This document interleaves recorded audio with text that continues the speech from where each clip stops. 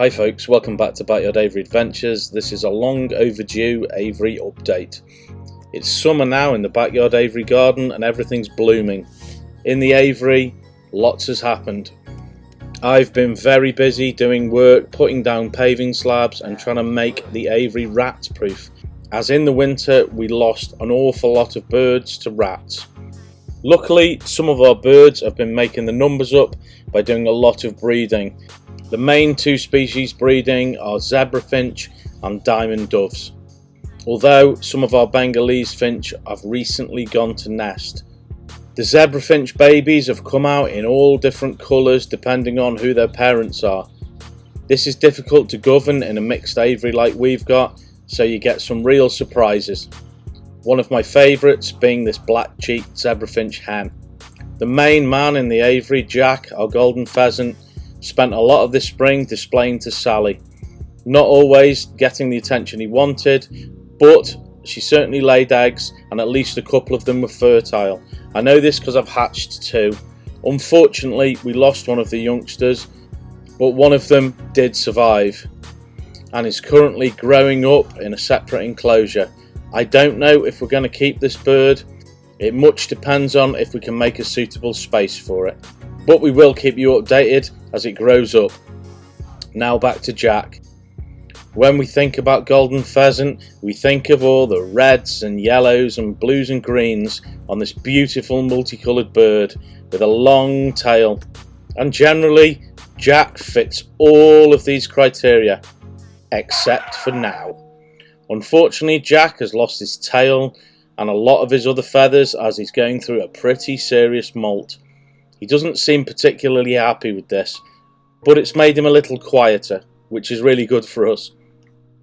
Another addition, you may remember a while back, Bob, our Bobwhite quail, lost his girlfriend. Unfortunately, she died, so I thought finally I'd get him another girlfriend. This time, it's not a snowflake Bobwhite, although I can't remember exactly what colour variation the gentleman who sold it me called it. I think it's similar to what a wild one would look like. Since they've been together, she's laid a few eggs. I have incubated some and we've hatched 3 babies. These 3 babies, I believe one appears to be male and 2 female, but I wouldn't like to confirm that until they're a bit older. They are all different colours though, which is pretty cool. We have hatched many of the Caturnix type quail this year, of which we've sold on about 10 so far. I've still got another 5 growing up. One big change is we've had to rehome our white doves, our fantail doves. There are a couple of reasons for this. The first reason being we were not around enough to let them out as often as we could, and unfortunately when we did let them out, we did lose a couple of them to cats in the area. So I sold them on to someone who had a very large aviary for them to fly in.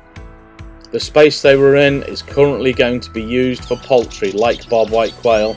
Another change in the planning is to increase the numbers of a couple of species in our aviary, particularly siskins, because these are some of my favourite birds, and also redpoll.